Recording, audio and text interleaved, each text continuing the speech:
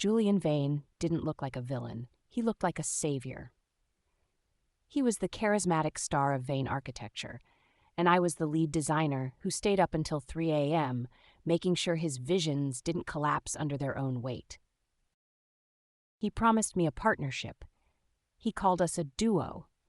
But when the city's most prestigious commission, the Skyline Spire, was awarded, my name was nowhere on the contract. Julian had scrubbed me from the blueprints, patented my structural innovations under his own name, and told the press I was a talented junior who struggled with the pressure.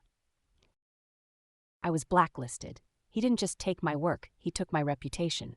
As I walked out with my things in a cardboard box, Julian caught me in the lobby. He didn't even look guilty. He just whispered, "It's not personal, Nyra. It's ambition. There's only room for one at the top." Julian forgot one thing. I didn't just design the aesthetic of the spire, I designed the soul of it. I knew the soil samples. I knew the vibration frequencies of the north-facing glass. I knew that to save $10 million and boost his efficiency rating for the board, Julian had swapped my specified grade A titanium supports for a cheaper alloy.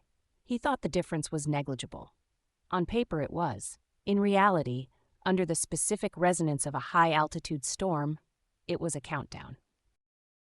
I didn't report him to the building inspectors. They were in his pocket. Instead, I waited.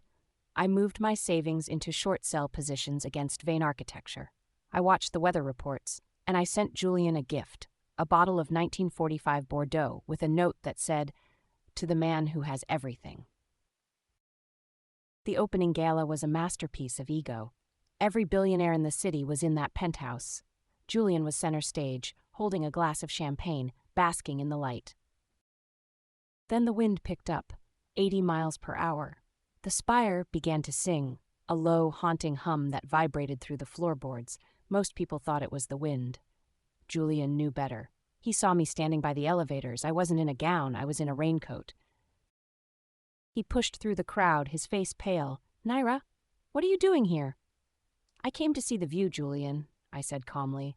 A loud crack echoed from the mechanical floor above us. The chandeliers swayed. Panic began to ripple through the guests. "The supports," he whispered, the realization hitting him like a physical blow. "The alloy. You knew." "I told you they wouldn't hold the harmonic load, Julian. You told me I was struggling with the pressure. It looks like the building is struggling now, too." The building didn't collapse. I'm not a murderer. But the structural failure was loud, terrifying, and caught on 1,000 iPhones. The spire was condemned an hour later. By morning, Julian's investors had pulled out. By noon, the lawsuits for negligence were filed. By evening, the FBI was at his door for insurance fraud. I found him a week later. He wasn't in a suit. He was sitting on a park bench outside his seized office, his eyes bloodshot, clutching a folder of legal bills. He looked at me, and for the first time the golden boy was gone. He was a ghost. "Nyra, please," he croaked, reaching for my sleeve. His hand was shaking. "I have nothing. They took the house, the cars.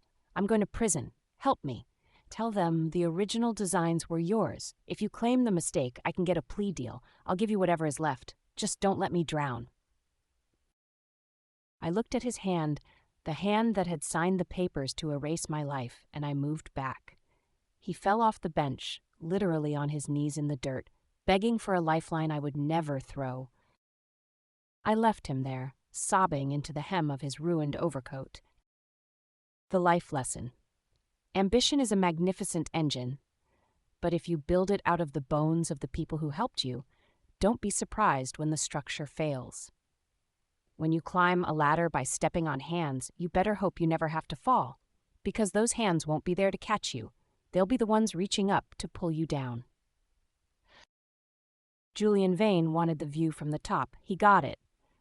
But the cost of ambition isn't what you pay to get there. It's what you lose when you realize you're up there all alone. What is your ambition worth?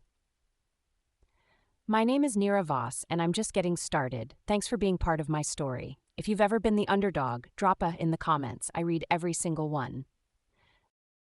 Please follow, like, and subscribe for more. If you're loving this story, Smash that subscribe button and hit the bell so you never miss another one.